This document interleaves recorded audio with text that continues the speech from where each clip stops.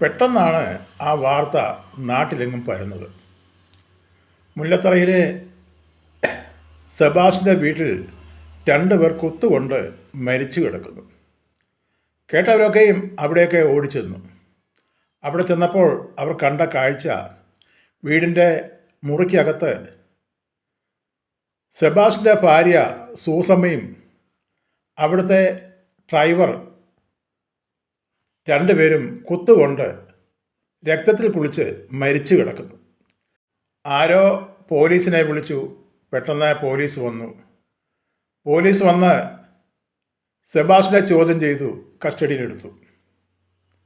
അയാൾ പോലീസിനോട് പറഞ്ഞൊരു കാര്യം, സാറേ, ഞാനല്ലെങ്കിൽ വേറെ ആരായിരുന്നാലും ഇതേ ചെയ്യുള്ളൂ. സഹിക്കുന്നതിനും ഒരു പരിധിയുണ്ട്. ഇനിയും അവനും അവളും ജീവിച്ചിരിക്കേണ്ട. എന്നെ ചതിച്ചിട്ട് അവർ ജീവിച്ചിരിക്കേണ്ട. പോലീസ് അയാളെ അറസ്റ്റ് ചെയ്ത് അയാളെ കോടതിയിൽ ഹാജരാക്കി. മുല്ലത്തറയിലെ സെബാസ്റ്റ്യൻ കുവൈറ്റിൽ പോയിട്ട് 25 വർഷം കഴിഞ്ഞു. വീട്ടിൽ ആവശ്യങ്ങളൊക്കെയും സമ്പാദിച്ചു. സെബാസ്റ്റ്യൻ കുവൈറ്റിൽ പോകുമ്പോൾ 10 സെൻറ്റ് സ്ഥലവും ഒരു കൊച്ചു വീടുമേ ഉള്ളായിരുന്നു. അന്ന് 2 പെൺമക്കൾക്ക്, ഒരാൾക്ക് 2ഉം ഒരാൾക്ക് 4 വയസ്സുമായിരുന്നു. അയാൾ കുവൈറ്റിൽ ചെന്ന് കുവൈറ്റിലെ ഒരു ഷെയ്ഖിൻ്റെ വീട്ടിലെ വാഹനം ഓടിക്കുവാൻ വേണ്ടിയാണ്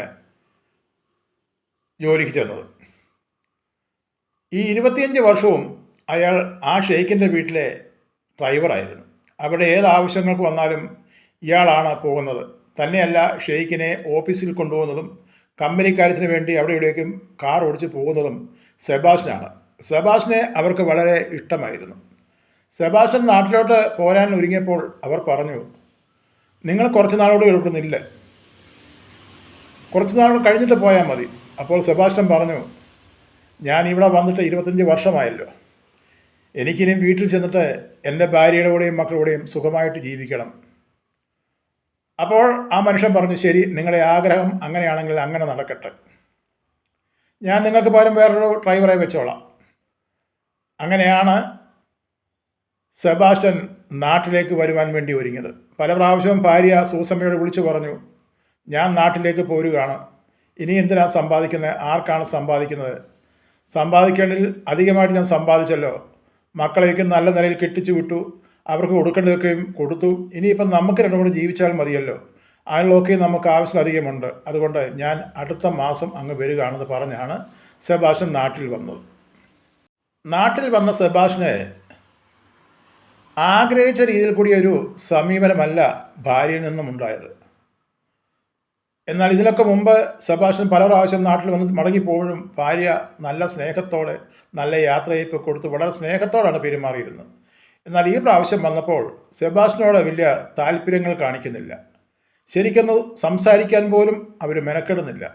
അവർക്ക് പല പല കാര്യങ്ങളാണ്. അവർ സൊസൈറ്റി ലേഡി, അങ്ങനെ വനിതാ സംഘടനയുടെ സെക്രട്ടറി, പ്രസിഡന്റ്, അങ്ങനെ പല ഔദ്യോഗിക മേഖലയിലും അവൾ കടന്നു ചെന്നു. കാരണം പണം ധാരാളമുണ്ട്. പണമുണ്ടെങ്കിലേ എല്ലാവരും അംഗീകരിക്കുകയുള്ളൂ. അപ്പം മിക്കവാറും യാത്രയാണ്. ഈ യാത്രയിൽ അവരെ കൊണ്ടുപോകുന്നത് അവിടെ ഒരു ഡ്രൈവറുണ്ട്.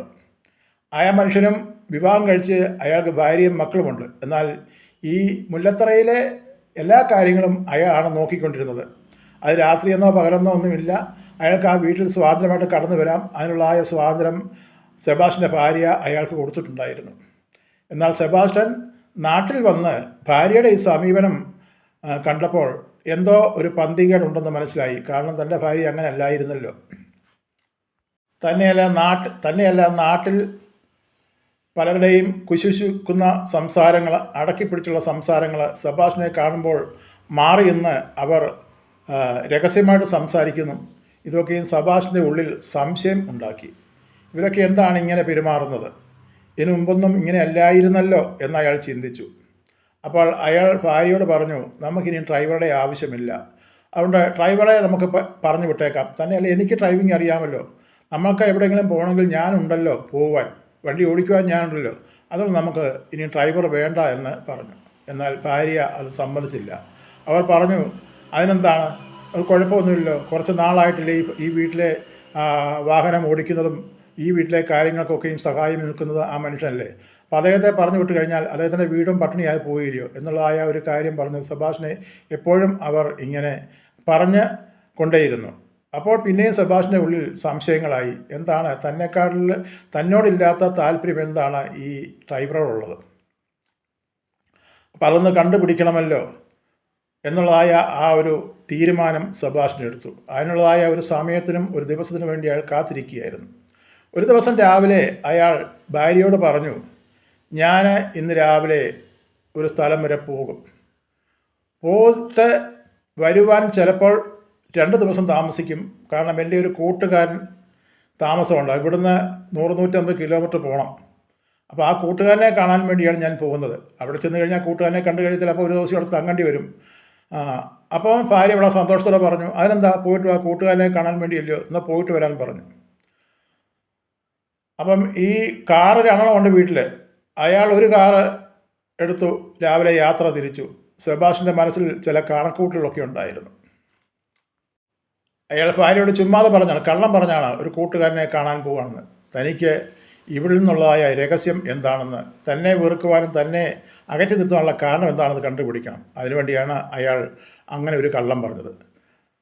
സെബാസ്റ്റ്യൻ രാവിലെ കാറുമായിട്ട് പോയിട്ട് അവിടുന്ന് ഉച്ചയായപ്പോൾ മടങ്ങി വന്നു. വീടിൻ്റെ കുറച്ചകലെ കാർ നിർത്തിയിട്ട് അയാൾ നടന്നു വന്ന് വീടിൻ്റെ ഗേറ്റ് തുറന്ന് അകത്ത് കയറിയപ്പോൾ വീട്ടിലെ കാർ പോർച്ചിൽ കിടപ്പുണ്ട്. എന്നാൽ വീടിൻ്റെ വാതിൽ തുറന്നിട്ടേക്കുന്നു. വീട്ടിൽ എന്തോ സംസാരങ്ങളൊക്കെ കേൾക്കുന്ന പോലെ തോന്നി. പെട്ടെന്ന് അയാൾ മുറിക്കകത്ത് കയറിയപ്പോൾ താൻ കിടക്കുന്ന ആ ബെഡ്റൂമിൽ കടന്നെന്ന കണ്ട കാഴ്ച അയാൾക്ക് സഹിക്കാൻ വയ്യായിരുന്നു. ആ മുറിക്കകത്തെ കട്ടിൽ സെബാസ്റ്റിൻ്റെ ഭാര്യയും ആ ഡ്രൈവറും കെട്ടിപ്പിണഞ്ഞ് കിടക്കുന്ന കാഴ്ചയാണ് അയാൾ കണ്ടത്. അയാളുടെ സമനില തെറ്റി. കയ്യിൽ കരുതിയിരുന്ന കത്തിയെടുത്ത് 2 പേരെയും അയാൾ കുത്തി അവിടെ വീഴ്ത്തി. അതാണ് നാട്ടുകാർക്ക്